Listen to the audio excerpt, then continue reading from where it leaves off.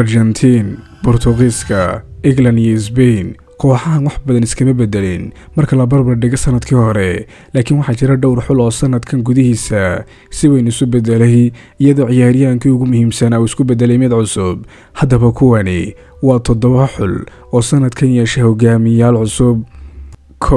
Brazil. Ka hor koobka adduunka, ciyaaryahanka ugu muhiimsan Brazil waxa uu ahaa Neymar Jr. inkastoo uusan muddo dheer u safan xulka qaranka, haddana isaga ay indhaha oo dhan ku sii jeedeen sababtoo ah intii uu maqnaa ma jirin ciyaaryahan si dhaba ula wareegi kara kaalintiisa. Vini Jr., Rafinha, Rodrigo, Estevão dhammaantood way isku dayeen in noqdaan wejiga cusub ee Brazil, laakiin midkoodna kuma uusan guulaysan inuu si buuxda ula wareego mas'uuliyaddaas. Laakiin koobka adduunka sanadda 2026 wax walba way isbedeleen iyadoo Neymar Jr. uu weli maqan yahay. Vini Jr. ayaa qaaday mas'uuliyadda, wuxuu noqday ciyaaryahanka Brazil garabka qabtay goolashiisa wareegga guruubyada ayaa ku hogaamiyay Brazil inay u gudubto wareegga xiga. Wuxuu noqday gooldhaliyaha labaad ee goolasha badan wareegga guruubyada, sidoo kale wuxuu noqday ciyaaryahanka keliya ee loo doortay xaddiga garoonka dhammaan 3 kulan ee ugu horeeyay guruubyada. waxaa laga yaabaa in tababara Carlos Ancelotti uu sabab u yahay isbedelkan weyn ee Vini Jr. ee gudaha Brazil, laakiin hal shay ayaa cad saaxiib, ciyaaryahankan Real Madrid ayaa noqday ninka ugu muhiimsan Brazil. waxaa la oran karaa xilligii Neymar Jr. si rasmi ayuu soo dhamaaday, xilligii Vinicius Jr. ayaa hadda si rasmi ah u bilowday. Morocco sidoo kale waxay gashay waqti cusub. 4 sano ka hor xulka waxaa hormood u ahaa Hakim Ziyech iyo Youssef An-Nesyri. koobkii afkoonka sanadkii horena Brahim Diaz ayaa ahaa xiddiga ugu weynaa, laakiin koobkan adduunka waxaa si buuxda ula wareegay indhaha taageerayaasha. Ismaaciil Sabri dad badan kama aysan filayn in wax weyn uu sameeyo tartanka, balse wuxuu si lama filaan u noqday xiddig taariikh badan sameeyay. wuxuu gool ka dhaliyay dhammaan 3 kulan ee guruubyada, isagoo noqday ciyaaryahankii ugu horeeyay ee Afrikaana ee sidan sameeyay koobka adduunka. sidoo kale wuxuu noqday ciyaaryahankii ugu horeeyay ee Afrikaana tan iyo Asamoah Gyan sanadii 2010 oo 3 gool ka dhaliyay hal koob adduun. Bayern Munich ayaana xiiseynaysa ka hor tartanka koobka adduunka, balse qaab ciyaareedkiisa ayaa la sheegay inuu dedejiyay heshiiska. inkastoo Ashraf Hakimi weli yahay mid ka mid ah ciyaartoyda ugu muhiimsan xulka Morocco, haddana marka la eego goolasha iyo dhibcaha uu Ismaaciil Sabri xulka Morocco u soo hooyay, waxaa cad inuu isagu yahay ninka ugu muhiimsan markaynu ka hadlayno xulka Morocco. Mareykanka. martigeliyayaasha koobka adduunka sanadda 2026 ayaa sidoo kale yeeshay hogaamiye cusub muddo dheer. Cristiano Pulisic waxa uu ahaa xiddiga ugu weyn Mareykanka, waxaa loo bixiyay naanaysi ay ka mid ahaayeen LeBron Jameska kubadda cagta iyo Captain America iyo magacyo kale oo la jaan qaadaya tiyadiisa kubadeed, taasoo muujinaysay muhiimadiisa. laakiin sanadkan taajkii waa laga qaaday. magaca ay hadda taageerayaasha Mareykanka ku heesayaan waa Florina Balogun. wuxuu daacadnimadiisa u bedelay dalka Mareykanka sanadii 2023 mana uusan xitaa ka mid ahayn xulkii Mareykanka uga qayb galay Copa America 2 sano ka hor. haddase waa ninka ugu muhiimsan xulka Mareykanka. xaqiiqdii 2 gool iyo 2 jeer oo loo doortay xiddiga garoonka 2 kulan ee ugu horeysay ee koobka adduunka ee lagu ciyaaray dalkiisa ayaa ku filan inuu booskaas gaadho. sanadkan Balogun wuxuu noqday ciyaaryahankii ugu horeeyay ee Mareykan tan iyo sanadii 1930 oo 1 kulan oo koob adduun ka dhaliyay wax ka badan 1 gool. maanta isaga ayaa noqday magaca ugu badan ee laga qaadayo wadooyinka Mareykanka, waana ciyaaryahanka ay taageerayaashu ka filayaan inuu wax walba bedelo. dad badan waxay filayeen in koobkan uu noqon doono kii Cristiano Pulisic, balse hadda qof walba wuxuu ka hadlayaa Balogun. ciyaaryahankii hore ee Arsenal ayaa noqday wejiga cusub ee xulka dalka Mareykanka.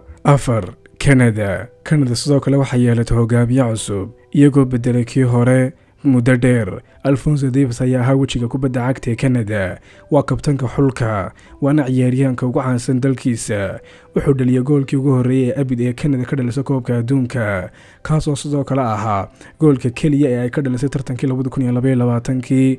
sidaa darteed wuxuu si buuxda u mutaystay inuu noqdo ninka ugu muhiimsan misna loogu qadarinta badan yahay dalkiisa Canada. laakiin dhaawacyo isdaba jooga ayaa ka hor istaagay inuu saameyn weyn yeesho, taasoo ku qasabtay ciyaartoyda kale inay mas'uuliyaddan qaadaan. iyadoo Alphonso Davies wax yar uu soo kordhiyey. Canada waxay markii ugu horeysay taariikhdeeda gaadhay wareegga 16 ee koobka adduunka sanada 2026. haddaba yaa ahaa ninka ugu muhiimsan? qaar waxay leeyihiin ciyaartoyga ugu muhiimsan waa Jonathan David oo noqday ciyaaryahaankii ugu horeeyay ee ka soo jeeda waqooyiga Ameerika ee muddo dhan 96 sano gudaheed hat-trick ka dhaliya koobka adduunka. qaar kalena waxay dooranayaan Stephen Stickow oo kabtan noqday intii uu Alphonso Davies maqnaa, isla markaana dhaliyay goolkii guusha daqiiqadihii ugu dambeysay kulankii ugu horeeyay ee Canada ay ka badiso knockout stage-ka ee koobka adduunka. qof kasta doorashadiisa ha yeeshee, hal shay ayaa cad saaxiib: Alphonso Davies hadda ma aha ninka ugu muhiimsan xulka dalka Canada. 5. Senegal. dhanka Senegal, arrintu ma eka in taajka laga qaaday, balse waxay u egtahay in xilka si sharaf leh loo wareejiyey muddo dheer. Sadio Mane waxa uu xiddiga ugu weyn Senegal, xitaa wuxuu noqday ciyaaryahaankii ugu fiicnaa AFCON-ka horaantii sanadkan, laakiin koobka adduunku wuxuu muujiyey inuusan hadda sii ahayn ninka ugu muhiimsan xulka. da'diisa oo noqotay 34 jir awgeed, hoos u dhac tartiib ayaa ka muuqda. bilowgii tartanka wuxuu u muuqday mid diyaar u ah inuu xilka wareejiyo, waxaana si buuxda ula wareegay xilka Ismaïl Sarr. wareegga guruubyada wuxuu noqday ciyaaryahanka Senegal ugu goolasha badan taariikhda koobka adduunka. sidoo kale wuxuu noqday ciyaaryahaankii ugu horeeyay ee Senegal ee hal kulan oo koobka adduunka gool ka dhaliya, isla markaana bixiya caawin. markii uu sidaas sameeyey kulankii Ciraaq, bandhigaas ayaa ka caawiyay Senegal inay u gudubto wareegga knockout stage-ka, inkastoo labadii kulan ee hore xaaladu adkayd. Ismaïl Sarr si degdeg ah ayuu ula wareegay hoggaanka, wuxuuna hadda noqday ninka ugu muhiimsan xulka Senegal. 6. Colombia sheekadeedu waa mid la mid ah muddo dheer. James Rodriguez ayaa ahaa hogaamiyaha xulka ee ugu muhiimsan, laakiin da'da awgeed waxa uu ku qasbanaaday inuu xilka wareejiyo.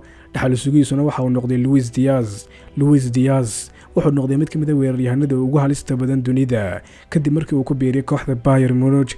kulankiisii ugu horeeyay ee koobka adduunka ayuu gool dhaliyay, isla ciyaartaasna wuxuu bixiyay caawin cajiib ahayd, waxaana sidoo kale loo doortay xiddiga garoonka. wuxuuna dunida tusay in xulkani hadda yahay xulkiisii. si buuxda ayay taasi ula mid noqotay wixii James Rodriguez uu hore u sameeyey, maadaamuu Luis Diaz noqday. halkan way caddahay in xilka la wareejiyey, mana jira muran iyo dood. kubadda cagta Colombia waxay hadda gashay xilligii Luis Diaz, waxaana laga filayaa inuu gaadhsiiyo meel ka sareysa halkii James Rodriguez uu gaadhsiiyey 12 sano ka hor. 7. Netherland. ugu dambeyntii Netherland sidoo kale waxay yeelatay hogaamiye cusub sanadkan muddo dheer. Memphis Depay waxa uu xiddiga ugu weyn xulka reer Netherland, waa gooldhaliyaha ugu sarreeya taariikhda Netherland. mar walbana isaga ay taageerayaashu ka filanayeen goolasha, laakiin koobkan adduunka ee sanada 2026 xaaladiisu waa isbedeshay. xaqiiqdii ciyaaryahanka 32 jirka ee hore ugu soo ciyaaray Manchester United hadda kuma jira safka koobaad ee xulka Netherland. haddaba yaa noqday ninka ugu muhiimsan?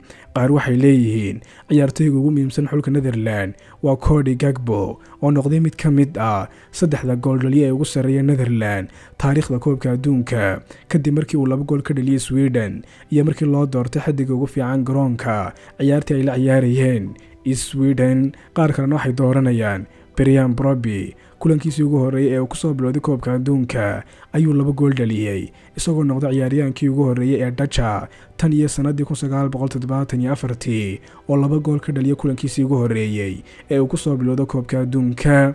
kadib wuxuu 1 gool kale ka dhaliyay Tunis, isagoo noqday mid ka mid ah gooldhaliyaasha ugu sarreeya Netherland wareegga guruubyada. qof kasta doorashadiisa ha yeeshee, hal xaqiiqo ayaa jirta saaxiibkayow: Memphis Depay hadda ma ahan ninka ugu muhiimsan xulka dalka Netherland. haddaba imika waa waqtigeennii saaxiibayaal, ma igu raacsantihiin qodobadan aan muuqaalkan ku soo bandhigay? maxay yihiin xulalka kale ee sanadkan yeeshay hogaamiyeyaasha cusub? aragtidiina noogu reeba qaybta faallooyinka.